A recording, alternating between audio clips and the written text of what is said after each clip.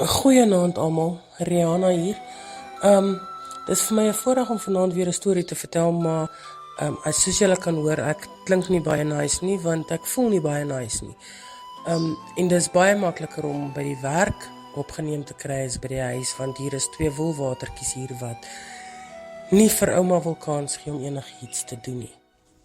My storie begin op die 10de Desember in 2010. Ek is die oggend werk toe en die hele dag nie baie lekker gevoel nie, maar soos gewoonlik maar aangegaan en my werk gedoen soos wat ek weet die beste om te doen. Die aand het ons huis toe gekom en gewoonlik as ons so saam ry, dan ry Josef voor my en ek agter hom, want ons ry met 2 voertuie, hy met 'n bussie en ek met die bakkie. Maar op hierdie spesifieke aand, om een of ander rede, het hy nie voor my gery nie. Hy het die hele tyd agter my gebly. Hy het my 'n paar keer gebel en gevra of ek okay en bly sê ja, ek voel reg en alles is okay. Sê vir my maar ry 'n bietjie vinniger want ek ry die hele tyd net omtrent 100 km/h. Ek sê toe vir hom as hy wil verbygaan, moet hy verbygaan want ek voel nie vanaand lus om so vinnig te ry nie, so hy moet maar ry.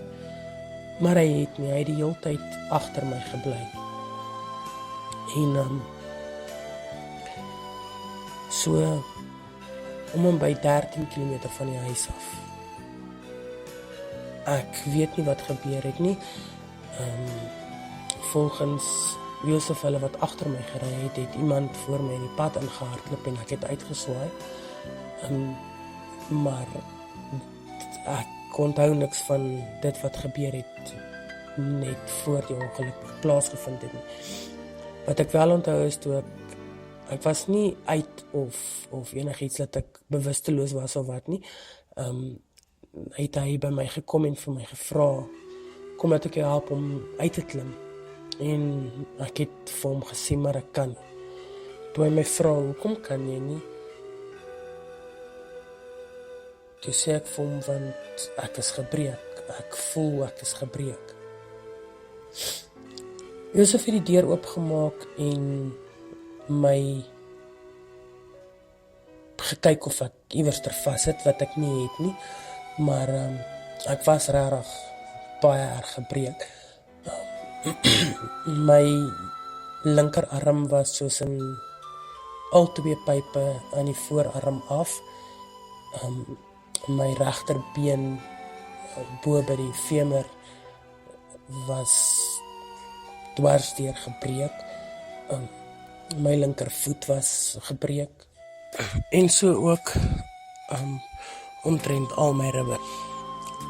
Nadat hy my uitgehaal het, het ek begin wonder wat van Ernst. Ernst is die ouetjie wat saam met my in die kar was toe die ongeluk gebeur het.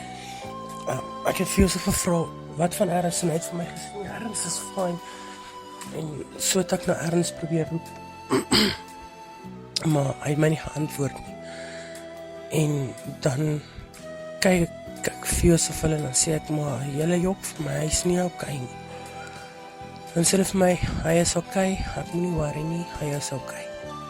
Dan roep ek weer, Ernst.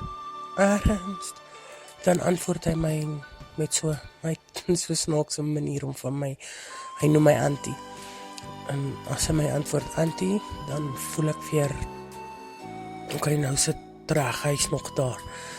En die volgende oomblik kom die ambulans daar en die ambulansmanne wil aan my werk, maar op hierdie stadium sit Ernst nog in die kar vas.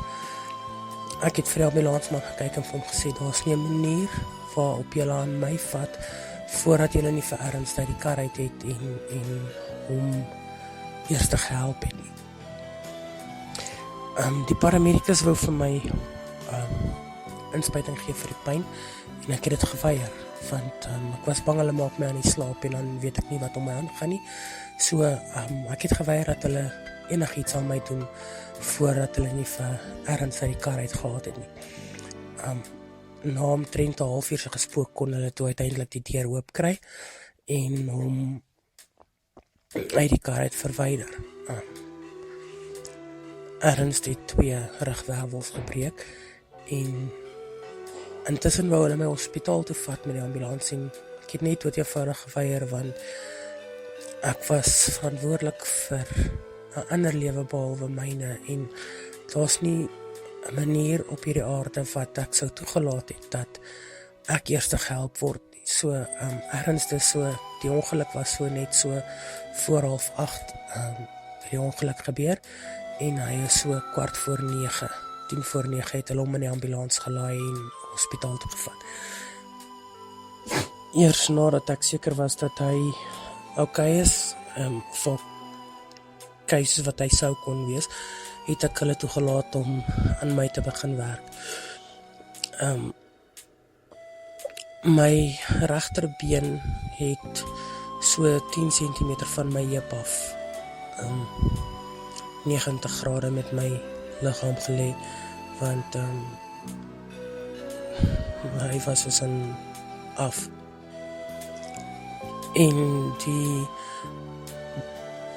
ambulansmense moes baie mooi werk om my op 'n stretcher te kry sodat hulle my in die ambulans kon laai. Hulle het vir omtrent 3 kwartier gespook om dit reg te kry, want in hierdie tyd het die been en die arm en alles wat gebreek was koud geword in die posisie waarin ek gelê het. So dit was nogal redelik pynvol, selfs na al die Valium en al die ander goeders wat hulle my gespuit het.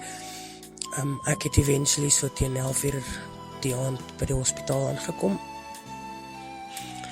en eers omtrent 2:00 die oggend vir ekstrale sodat hulle die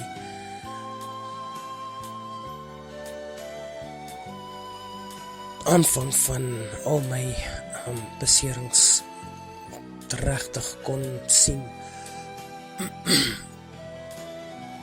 Die volgende oggend teen 8:00 is ek teater toe vir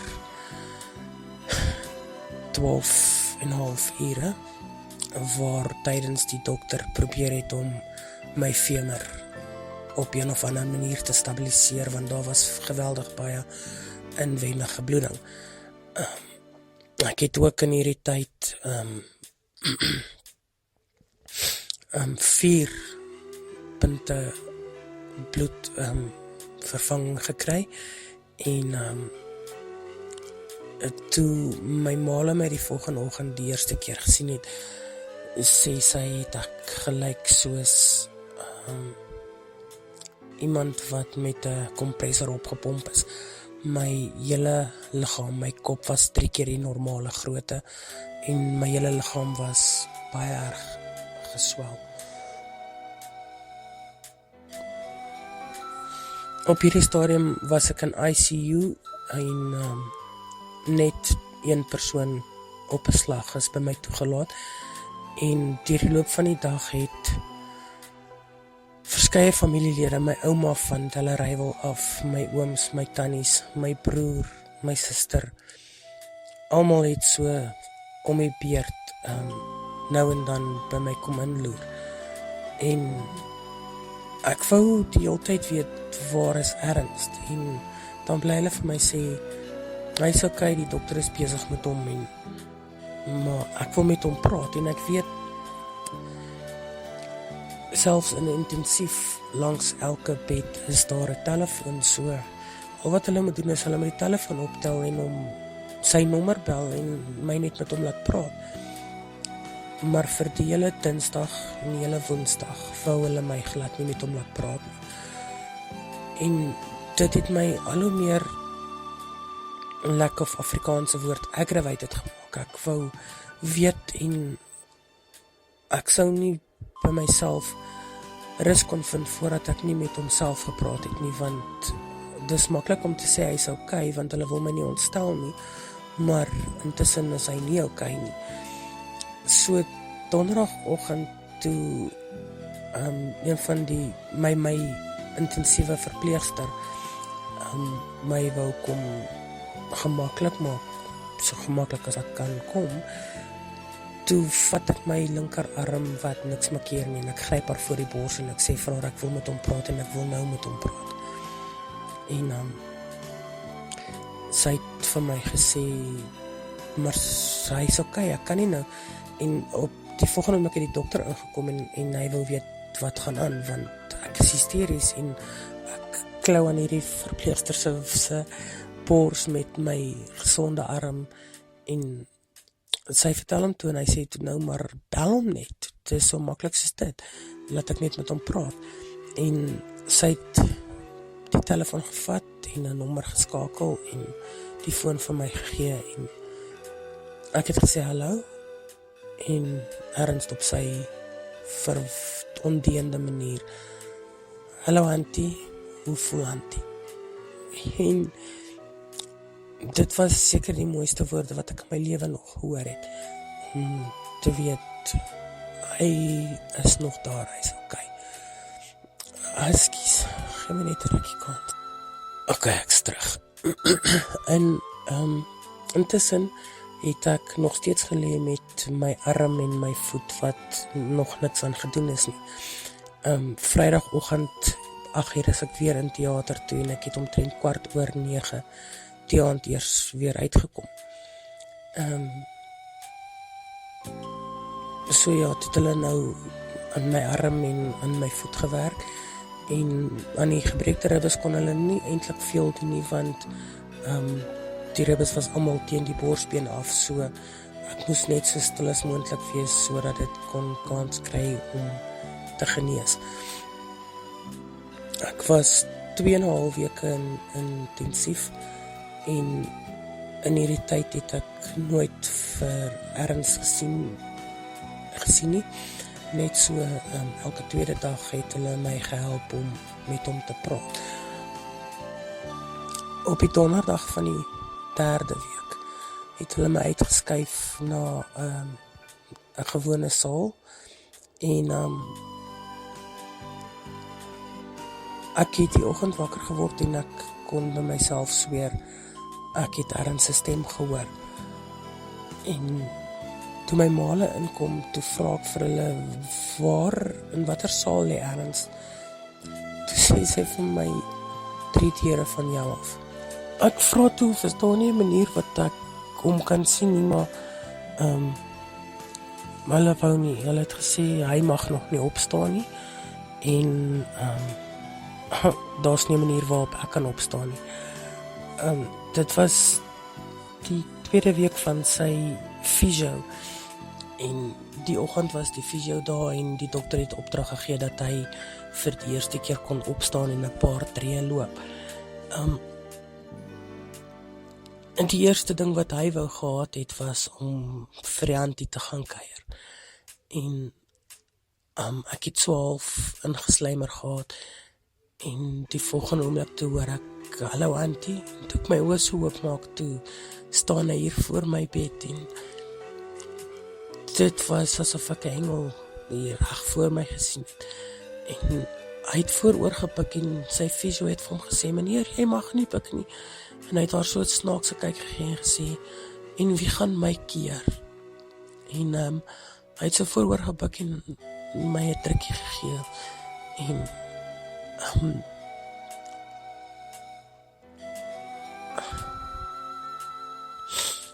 mense verstaan dit nie, maar 'n baie spesiale band word gevorm deur mense wat saam in 'n situasie was wat net hulle vir jou kan beskryf hoe dit voel en hoe dit werk. So ja, 'n baie sagte plekkie, baie spesiale band tussen my en Ernst. So okay, 2 minute asseblief. Okay, so vir die volgende maand en 'n half was ek in die hospitaal. Ernst is 2 weke later ontslaan en het so nou en dan as hy 'n kansie gekry het en kon in die kar kom om te kom kuier, het hy saam met my familie, my gesin met 'n aandbesoektyd vir my kom kuier. Maar ja, ek was nog 'n maand en 'n half lank in die hospitaal en dit was 'n baie erge tyd van my lewe om basies vir alles wat jy wil of moet doen te moet vra. Kan jy 'n broodjie smeer nie? Kan jy 'n koppie hou vas nie? Kan jy myself was nie? So dit is baie erg, maar met die genade van bo af is ek nog steeds vandag hier. Ek het net na dat ek in die gewone saal gekom het, eendag vir die dokter gevra hoekom my eers die Vrydag my arm en my voet reggemaak het, en sy antwoord was hy wou eers seker maak dat hy werk en nie aan 'n lijk nie. Volgens hom moes ek nie die ongeluk oorleef het nie, en ek het, en alrede hoekom ek het is omdat ons Hemelse Vader besluit het, dit was nog nie my tyd nie. Ek sal op 'n volgende keer aangaan met hierdie storie, maar vir nou is dit wat ek julle wou vertel het. So, baie dankie vir die geleentheid, Corneille, en geseënde aand en geseënde week vir al ons luisteraars. Bye bye.